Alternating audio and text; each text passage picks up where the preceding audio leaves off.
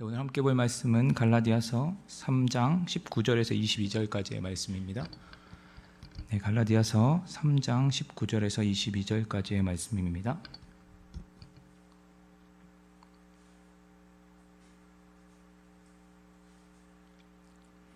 제가 봉독해 드리도록 하겠습니다. 그런즉 율법은 무엇이냐? 범법함으로 더하여진 것이라. 천사들을 통하여 한 중보자의 손으로 베푸신 것인데 약속하신 자손이 오시기까지 있을 것이라. 그 중보자는 한편만 위한 자가 아니나 하나님은 한 분이시니라. 그러면 율법이 하나님의 약속들과 반대되는 것이냐? 결코 그럴 수 없느니라. 만일 능히 살게 하는 율법을 주셨더라면 의가 반드시 율법으로 말미암았으리라. 그러나 성경이 모든 것을 죄 아래 가두어 두었으니 이는 예수 그리스도를 믿음으로 말미암는 약속을 믿는 자들에게 주려 함이라. 아멘. 네, 우리 지금 제가 갈라디아서를 계속 말씀드리고 있는데요. 어제 저희들이 함께 본 말씀이 있습니다. 그 말씀은 하나님께서 우리들을 어떻게 보고 계시는지에 대해서 함께 이야기를 나누었었습니다. 그 이야기는 언약의 관점, 하나님께서 아브라함을 통해서 우리에게 주신 언약의 관점에서 바라보았었는데요. 하나님께서 우리를 예수 그리스도를 통해서 구원을 받을 자로 태초부터 작정하셨고 구원을 받은 자처럼 우리들이 그리스도인으로 하나님의 자녀로 바라보고 계시다라는 것을 우리들은 보았습니다. 하나님과 아브라함의 언약의 성취가 우리가 하나님의 자녀가 되는 것이기 때문에 시간에 제한이 없으신 하나님이 우리가 죄인임에도 불구하고 구원을 받을 자처럼 하나님의 자녀인 것처럼 바라보고 있고, 우리도 하나님의 관점에서 우리의 주변을 바라보아야 한다고 어제 말씀드렸었습니다. 우리들은 갈라디아서를 우리 계속해서 보고 있는데 갈라디아서의 이야기가 전체적인 흐름이 어떤 것인지 혹시 아시나요? 갈라디아 교인들에게 바울이 변증하고 있는 것입니다. 어떤 것을 변증하고 있죠? 율법의 행위로 말미암은 구원이 참된 구원이 아니다. 자신이 주장하는, 바울이 주장하는 구원은 믿음으로 말미암은, 예수 그리스도를 믿음으로 말미암은 구원이 참된 구원이다. 이신칭의 구원을, 복음을 설명하고 있었습니다. 그것을 변증하고 있었습니다. 그래서 지금까지 많은 방법들로 변증을 하고 있었는데요. 참된 복음, 이신칭의 복음이 왜 진짜인지를 계속해서 설명하고 있는 것입니다. 그렇다면 우리들이 궁금해야 되는 것이 하나가 있는데, 그것이 무엇이냐면 유대 율법자들, 율법주의자들, 그들이 외치고 있는 율법이라는 것, 그것이 무엇인가를 우리들은 한 번쯤 궁금해 보아야 할 필요가 있습니다. 왜냐하면 율법은 하나님께서 아브라함에게 언약을 주시고 그것을 토대로 이스라엘 백성들에게 하나님께서 주신 것입니다. 그렇다면 이것을 주셨을 때 율법이 아무런 의미가 없다면, 우리 가운데 삶에 아무런 효능이 없다면 하나님께 도대체 왜 주셨을까? 하나님은 완전한 분이시지 않습니까? 그럼 허투루 우리에게 주시는 것이 하나도 없으실 텐데 이것을 주셨다면 이것에 분명한 이유가 있을 것이고, 그것 때문에 우리가 이것을 어떻게 사용해야 하는가, 우리들은 관심을 가져야 할 필요가 있습니다. 그래서 오늘 본문의 말씀을 통해서 율법을 우리에게 주신 참된 이유가 무엇인가 우리들 함께 살펴보았으면 좋겠습니다. 오늘 본문 19절 말씀을 제가 한번 읽어드리도록 하겠습니다. 그런즉 율법은 무엇이냐? 범법함으로 더해진 것이라. 천사들을 통하여 한 중보자의 손으로 베푸신 것인데 약속하신 자손이 오시기까지 있을 것이라.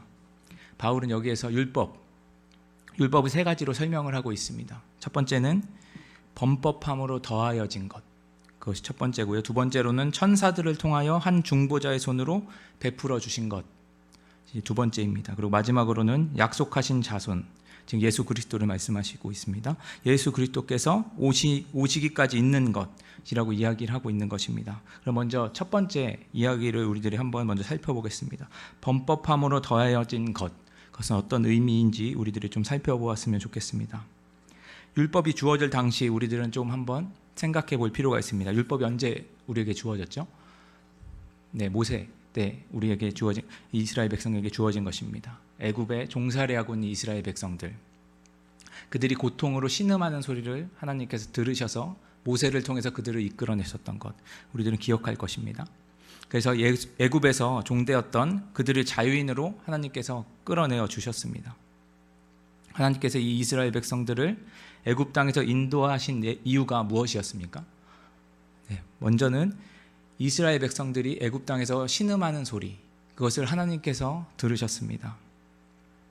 그들이 하나님을 애굽 땅에서 인도해내신 이유가 하나님을 몰라서였습니까?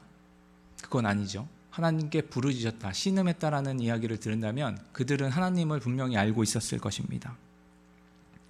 그들은 하나님께 기도를 계속했었습니다. 하나님을 찾고 부르짖는 백성들이었죠. 당시 왕실에서 도망치기 전까지 유대인이라는 자식 혈통을 기억하고 그들을 보호하려고 했던 모세의 모습을 본다면 그들의 민족성, 그리고 하나님이 자신들의 유일하신 신이신 것을 그들은 알고 있었습니다. 하지만 그들이 하나님을 예배했는가? 예, 질문을 우리들이 한번 던져볼 필요가 있습니다. 그건 우리들이 잘 알 수가 없습니다. 왜냐하면 그들이 이곳 가운데 있을 때 6월절이 있기 전에 하나님께서 이들에게 제사를 지내라고 한 말씀은 전혀 없었었고요. 그 전에는 제사를 하나님께 드리긴 했었지만 이 이스라엘 백성들이 드렸다라는 기록은 남아있지 않습니다. 6월절이 지난 후에 하나님께 율법을 주신 다음부터 제사를 지내기 시작했었죠.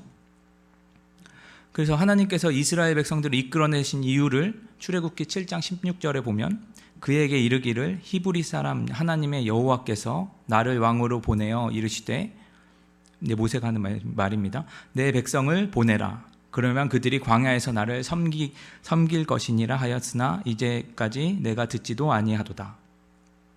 하나님이 섬길 것, 바로 하나님을 예배한다라는 이야기입니다. 하나님께서 이스라엘 백성들을 끄집어내신 이유, 그것은 하나님을 예배하기 위해서였던 것이죠. 이스라엘 백성들의 왕이 지금 누구죠? 바로 애굽 왕 바로입니다. 그들은 하나님을 섬겨야 하는데 그들의 왕은 애굽의 왕 바로인 것이죠. 그때 당시에 애굽의 왕 바로는 신과 같이 섬겨지던 인물이었습니다. 그들이 하나님을 섬겨야 하는데 또 불구하고 애굽 왕 아래에 있다라면 그들은 하나님을 섬기기에 불편한 자리에 있었을 것입니다. 하나님께서 그것을 보시고 하나님께서 하나님만을 바라는 하나님의 백성으로 삼기 위해서 그들을 이끌어내고자 하는 계획을 세우시고 그것을 이루셨던 것을 우리들은 볼 수가 있습니다. 그래서 그들이 광야로 나와서 모세가 하나님께 시내산에서 받은 것, 그것이 율법인데 그것은 어떤 것이냐면 율법을 통해서 이 사람들이 하나님의 백성이다라는 것을 나타내기 위해서 하나님께서 율법을 주셨다라는 것입니다. 이 율법은 그들이 누구의 백성인지를 나타낸 것이었습니다. 하지만 이것을 지킬 힘이 그들에게 없었다라는 것, 우리들은 성경을 보면 계속 알 수가 있습니다. 우리들이 갈라디아서 이야기를 쭉 보면 아시겠지만 사람에게는 바로 죄인이기 때문에, 죄성이 있는 자들이기 때문에 거기 어디에 얽매여져 있는 걸 상당히 싫어합니다. 그게 필요한 것 알면서도 지키기가 힘듭니다. 가령 우리나라에서 우리는 헌법을 지키는 사람들이죠. 헌법 아래서 있어서 우리들은 대한민국 국민입니다. 근데 우리들이 이런 상황에 놓였다고 가정을 해본다면 내가 길을 건너가야 되는 상황입니다. 2차선 왕복 도로고요. 횡단보도는 저기 아래에 있습니다. 신호등이 저기 아래에 있고 차는 아무것도 다니지 않고 저는 무거운 짐을 들고 있고 다리는 아프고, 그러면 여러분 어떻게 하시죠? 저는 그냥 건너갈 때가 참 많이 있습니다. 그럼 어떻게 한 거죠? 법을 어긴 거죠. 네. 횡단보도가 여기 안 만들어서 너무 화가 나고, 그죠? 여기도 안 만들어서 놓은 이 정부를 탓하기도 합니다. 이게 우리의 본성이라는 것이죠. 이것이 교통법을 어긴다는 것을 알면서도 나의 편한 것을 찾는 것이 우리의 본성입니다. 하나님께서는 율법을 우리가 하나님의 백성임을 나타내기 위해서 주신 것임에도 불구하고 사람들은 그것을 지키지 않는 것입니다. 그래서 하나님께서 율법을 통해서 그들의 습관을 제거하고 하나님의 백성, 가나안 땅으로 이제 들어갈 것인데, 약속하신 땅으로 들어갈 건데 그들이 거길 들어가기 전에 하나님의 백성으로 온전히 되기 위해서 이 율법을 주신 것이죠. 그래서 하나님께서 이 율법을 통하여서 하나님의 백성으로 자라가기 위해서 주신 것이라는 것입니다. 이 말은 하나님께서 먼저 세우신 언약, 우리가 하나님의 자녀가 되는 언약을 그 자체로 충분함에도 불구하고 우리가 하나님의 자녀로 살아가는데 좌로나 우로나 치우치지 않고 하나님만 섬기는 참된 자녀들로 될 수 있도록 이 율법을 주셨다라는 것입니다.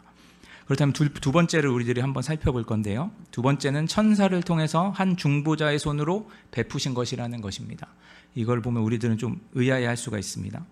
근데 우리들이 이 이야기를 볼 때 유대 사상에서 유래된 말인 것을 우리들이 생각하면서 볼 필요가 있습니다. 원래는 하나님께서 언약의 시작이 아브라함의 언약으로 시작하였다는 거 우리들은 들었습니다. 하나님께서 직접 아브라함에게 와서 체결하셨죠. 근데 시내산에서 받은 모세의 율법은 이 유대교 사람들은 다르게 받아들였습니다. 어떻게 받아들였냐면 계시가 주어질 때, 하나님의 계시가 주어질 때 생기는 신비한 일들, 구름이 산에 이렇게 다 끼고 우레소리가 나고 그런 모든 것들이 바로 천사가 이 땅 가운데 왔기 때문에 생긴 일이라고 후대 유대교 사람들은 믿고 있었습니다. 그래서 이 유대 사상을 바탕으로 바울은 지금 이 이야기를 설명하고 있는 것입니다. 그래서 당시의 갈라디아 교인들도 유대인들도 모세의 율법을 생각할 때 하나님께서 바로 받은 것이 아니라 천사를 통해서 받았다라고 생각하는 것이 일반적이었습니다. 그래서 역사적인 문서들, 그것을 보면 이것들이 나오는데 그것은 이제 그냥 지나가시고요. 이건 유대 사상에서 비롯된 바울이 언급하고 있는 것을 그냥 아시고 이 내용을 쭉 보시면 좋을 것 같습니다. 그래서 당시에 갈라디아 교인들도 이 율법을 생각할 때 그렇게 봤다라는 것이죠.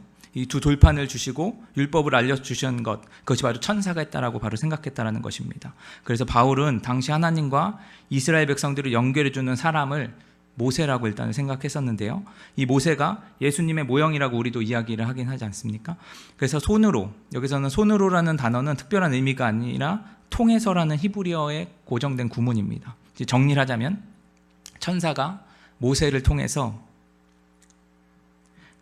우리에게 베푸신 율법, 그것이 이것이라는 것이죠. 바울은 율법에 대해서 이 이야기를 하는 이유는 유대인들의 전통적인 것을 알고 있는 모세가 받은 율법이 천사를 통한 것이고, 그리고 아브라함은 하나님과 직접적으로 언약을 체결했다. 그래서 이 율법보다 언약이 앞서 있다는 것을 이것을 통해서 설명하고 있는 것입니다. 그래서 율법을 언약보다 중요하게 여기는 것, 그것은 모순되는 이야기라는 것을 여기서 한 번 더 언급하고 있는 것입니다. 마지막으로 세 번째 율법에 대한 설명이 있죠. 그것을 보기 전에 그것은 결론에 해당되는 부분이라서요. 먼저 20절 말씀을 먼저 보도록 하겠습니다. 20절 말씀을 제가 한번 읽어드리도록 하겠습니다. 그 중보자는 한 편만 위한 자가 아니나 하나님은 한 분이시니라. 이 구절은 되게 복잡한 구절입니다. 왜냐하면 학자들이 이 구절을 가지고 200개가 넘는 해설을 하고 있기 때문입니다. 그 해설이 많은 것은 중요한 게 아니고 전체적인 이제 나눠지는 것을 보면 중보자에 대한 개념인데요. 중보자가 한 편만 위에서 있는 자가 아니라면, 그렇다면 중보자는 여러 명인가? 라는 의견과 중보자는 한 명이신데 양쪽 두 개를 다 대변하고 있는가? 라는 것입니다. 우리들이 생각할 때는 제가 동의하는 것은 중보자는 한 명이고 양쪽을 모두 다 의견을 수렴하는 자, 그리고 전해주는 자라는 것입니다. 그래서 19절 말씀에 근거해서 우리들이 바라보면 율법을 받은 모세가 중보자입니다. 여기서 나오는 모세는 하나님의 말씀을 듣고 이스라엘에게 전해주는 중보자입니다. 그런데 왜 하나님은 한 분뿐이라고 이야기하고 있냐면 아브라함과 하나님의 언약은 중보자를 거치지 않고 직접 체결한 것이죠. 그래서 중보자는 완전한 사람이 아닙니다. 모세가 율법을 받고 내려와서 금송아지를 섬기고 있는 모습을 보고 돌판을 깨트렸던 것 우리들은 기억할 것입니다. 이렇게 중보자는 감정적일 수 있고 완전하지 않습니다. 그래서 이것을 통해서 체결한 율법은 완전하지 않고 하나님께서 직접 한 분, 어떤 것도 거치지 않고 아브라함에게 바로 전해준 그 율법, 언약은 완전하다라는 것을 이야기하고 있는 것입니다. 그렇다면 우리들이 관심을 가지고 있는 질문을 다시 한번 돌아가면 21절 말씀에서 그 질문을 하고 있습니다. 율법은 하나님의 약속과 반대되어지는 것인가? 그렇다면 천사를 통해 주어지고 아브라함과 언약보다 못한 것인데 왜 우리에게 주었을까라는 질문을 우리들은 하는 것입니다. 이것이 우리들의 마음입니다. 하나님께서 율법을 주셨다면 거기에 뜻이 있을 텐데 그것을 바라보는 것보다 이걸 도대체 왜 주셔서 우리 힘들게 하는가? 이걸 도대체 왜 주셨지? 필요 없는 것 같은데 이게 우리의 마음이라는 것이죠. 우리는 하나님께서 우리에게 베풀어 주신 은혜, 그것은 잘 기억합니다. 지금 내 상황 속에서 주어지는 은혜들, 기도했더니 문제가 해결되었던 것, 말씀을 읽었더니 일이 잘 풀린 것들, 우리는 그것을 잘 기억합니다. 하나님께서 이런 일들을 우리 가운데 분명히 베풀어 주시고 계십니다. 이것은 분명한 은혜고요. 이것은 하나님께서 우리에게 주신 것, 그것으로 받아들이는 것이 맞습니다. 하지만 우리에게 문제가 있는데 그것이 해결되어지지 않고 어려움을 맞이하고 있다면 우리들은 하나님께 묻곤 하죠. 하나님은 도대체 어디 계신가? 나를 떠나가셨나? 왜 나에게만 이런 어려움이 찾아오지? 그리고 지금 상황을 보면 어떻습니까? 코로나로 인하여서 우리들은 어려운 상황 속에 놓여져 있죠. 나라의 정책들은 우리에게 실망으로 계속 다가오고 있고요. 정부는 교회를 핍박하고 있는 모습들이 보여집니다. 왜 이런 질병을 주셨을까? 왜 우리가 하나님을 모르는 정부, 이 나라를 바라보고 있는가? 교회는 이때 도대체 무엇을 하고 있는가? 이런 질문들이 우리 안에 자라나고 있지 않나요? 그런 질문들 다 요즘에 다 가지고 계신 것 같습니다. 왜 이렇게 불필요한 것들, 필요 없는 것들을 우리에게 주고 계신 것이지? 라고 우리들은 생각할 때가 참 많이 있습니다. 그래서 바울은 21절 하반절에 이렇게 이야기하고 있습니다. 능히 살 수 있는 율법을 주셨더라면 의가 반드시 율법으로 말미암았느니라. 이스라엘 백성들이 지킬 만한 것을 주셨다면, 구원을 받을 만한 율법을 주셨다면 이런 죄가 생기겠습니까? 이렇게 죄를 짓는 것도 하나님의 책임이 아닙니까? 이렇게 이스라엘 백성들은 되물을 수 있는 것입니다. 우리도 이런 질문을 할 수가 있습니다. 나를 향한 구원의 계획을 가지고 계시고 하나님의 자녀로 삼아 주셨다면서요. 근데 왜 죄를 짓게 그냥 내버려 두시죠? 왜 근데 해결하라고 하십니까? 다른 말로 하자면 하나님은 왜 나를 찾아와 주지 않으시죠? 인격적으로 만나 주신다면서요. 왜 나를 안 만나 주시죠?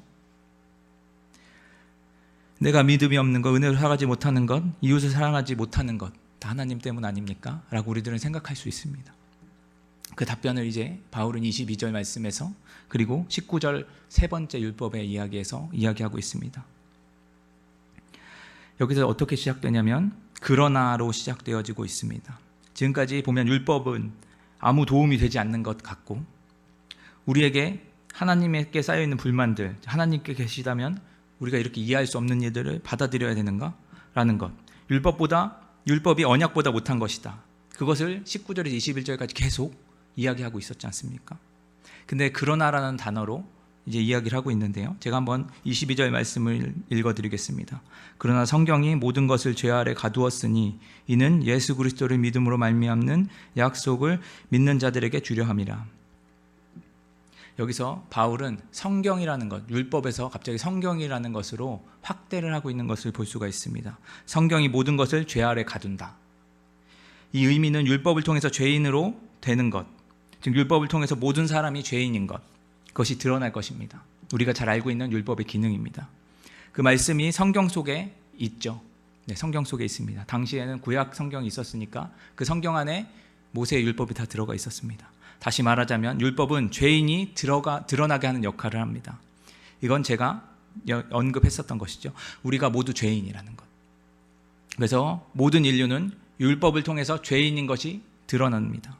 그렇다면 율법을 통해 모든 것이 죄인으로 드러난다면 이 구약 성경으로 인해서 죄로 인해 저전받은 이스라엘 백성들, 그들이 등장하는 것입니다. 그들은 남과 북으로 죄 때문에 갈라지죠. 그리고 포로 생활을 하게 됩니다. 아수르와 바벨론에 의해서 멸망당하게 되고요. 그 저주 아래 있었던 것이 그대로 끝났나요? 우리도 성경을 알고 있다면 거기서 끝나지 않았다는 걸 알 수 있습니다. 하나님께서 약속하신 그 언약 때문에 이 죄 가운데 있는 자들을 다시 이스라엘로 회복시켜 주시고 성전을 짓게 하시고 성벽을 건축하게 하셨습니다. 즉 이 율법으로 인한 죄인인 것이 드러나지만 그 죄인인 것이 끝나는 것이 아니라 하나님의 계획 안에 죄인으로 드러난 우리들이 하나님의 백성으로 다시 일으켜질 것, 그것이 바로 성경 안에 있는 것이고 그것이 하나님의 뜻이고 하나님의 계획이라는 것, 그것을 말하고 있는 것입니다. 다시 말하자면 성경이 모든 것을 죄 아래 둔다라는 것은 율법을 주신 이유, 그것은 우리가 죄인됨이 드러나게 하시고 그 가운데서 하나님께서 우리에게 베풀어 주시는 그 사랑, 그것을 우리에게 또한 알려주시고 계시다. 구원의 역사를 지금도 이루고 계신다라는 것을 이야기하고 있는 것입니다. 그 중심에 오늘 말씀처럼 완전한 중보자, 어느 한쪽에도 치우치지 않고 완전한 사람이시고 완전한 하나님이신 그 예수 그리스도께서 이곳 가운데 중보자로 오셔서 그분이 성경의 말씀대로 약속을 이루시고 성취하시고 모든 자들이 이 언약, 이 약속하신 것들을 우리에게 주신다는 것, 거저 주신다는 것, 우리들은 말하고 있는 것입니다. 이 본문에서 사랑하는 여러분 앞에서 언급하였던 것처럼 하나님께서 우리에게 어려움을 허락하셨습니다. 그것을 허락하신 이유, 우리가 얼마나 죄인인지 하나님이 아니 보이는 것 같으면 죄를 마음껏 짓고, 어려움이 있으면 하나님보다 그 문제가 더 커 보이고, 하나님이 나를 만져주지 않으셔서 하나님을 원망하고, 모든 것을 우리가 얼마나 죄인인지 보여주기 위한 하나님의 방법이라는 것, 우리들은 보았습니다. 코로나로 인해서 제 삶에도 많은 변화가 있었습니다.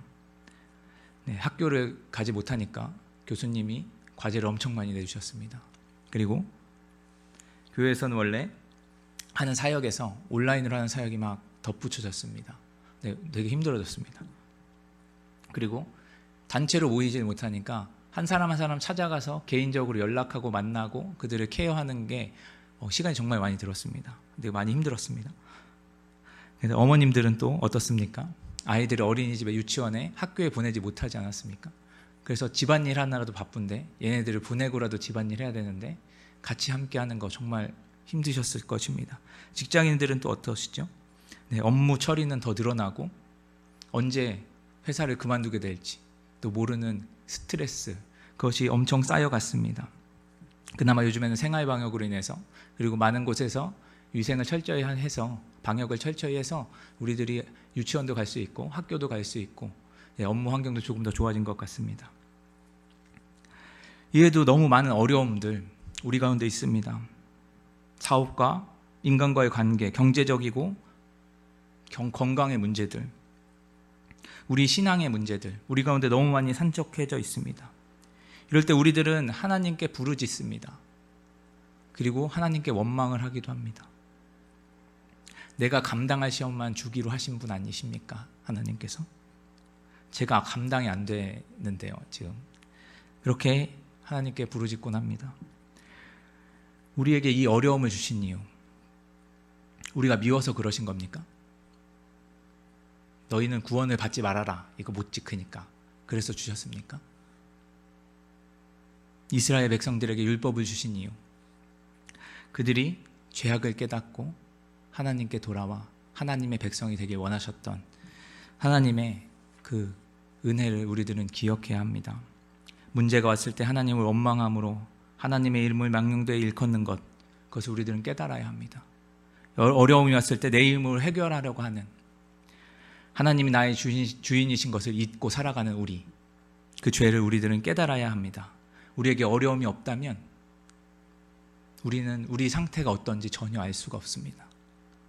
이스라엘 백성들이 율법을 표면적으로 지키면서 살아갔을 때 그들에겐 자신들이 잘하고 있다고 생각했을 것입니다. 그런데 그들이 포로로 잡혀가고 나라가 멸망하는 그 상황 속에서 그들은 자신들이 하나님에게 얼마나 떠나 있었는지 깨닫게 됩니다. 바로 율법을 통해서 말이죠. 우리도 마찬가지입니다. 우리가 있는 어려움들, 그것을 보면서 우리들은 우리들의 상태가 어떤지 깨닫습니다. 그리고 하나님께서 주신 율법을 통해서 우리들이 얼마나 하나님의 백성에서, 하나님의 자녀에서 떠나 있는지 우리들은 깨닫게 됩니다. 그래서 우리들은 그것을 보면서 하나님께 회개하며 돌아갈 수 있는 것입니다. 사랑하는 여러분, 율법은 필요 없는 것이 아닙니다. 하나님께서 허투루 주신 것이 아닙니다. 우리의 죄를 깨닫게 하는 것이죠. 하지만 우리들은 그것만을 기억하지 않았으면 좋겠습니다. 우리가 꼭 기억해야 하는 건 예수 그리스도께서 언약을 이루셔서 율법을 완성시키셨다는 것. 우리들이 언제든 우리의 죄를 깨닫고 주님께 돌아가면 하나님께서 우리들을 회복하시고 하나님의 자녀로 다시 삼아주실 것, 우리를 구원받은 자로 바라보시는 것, 우리들은 그것을 반드시 기억하고 이 세상을 살아가야 합니다. 그래서 그 감사함을 가지고 우리들만 생각하는 것이 아니라 우리 주변에 있는 자들, 하나님을 사랑하고 이웃을 사랑하는 율법의 그 말씀대로 우리들이 살아갔으면 좋겠습니다. 그럴 때 우리에게 예수님께서 소망이 되셨던 것처럼 여러분을 통해서 이 나라와 이 민족과 이 교회, 이 가정이 하나님께서 사랑하시는, 하나님께서 소망으로 계신 소망 공동체가 되어질 줄 믿습니다. 그 은혜 기억하면서 우리들이 우리 있는 곳에서 빛을 바라며 살아가길 간절히 소망합니다. 오늘 말씀을 기억하면서 함께 기도했으면 좋겠습니다. 하나님, 우리들이 죄인인 것을 깨닫습니다. 하나님, 그러나 그것에서 멈춰져 있기를 원하지 않습니다. 예수 그리스도께서 우리들에게 약속을 이루셨던 것 우리들이 기억하면서 우리들이 죄악을 깨달았을 때 회개하게 하시고, 회개함으로 주님께 나아갈 때 주님께서 우리들을 구원받은 자로, 하나님의 백성으로 다시, 하나님의 자녀로 다시 회복시켜 주실 것을 믿습니다. 그 은혜를 기억하면서 오늘 하루도 하나님의 은혜를 간구하며 살아갈 수 있도록 허락해 주시고, 그 은혜를 베풀며 살아갈 수 있게 허락해 달라고 기도해 주시고, 각자 가지고 나오신 기도의 제목으로 함께 기도하며 나아가도록 하겠습니다. 기도하시겠습니다.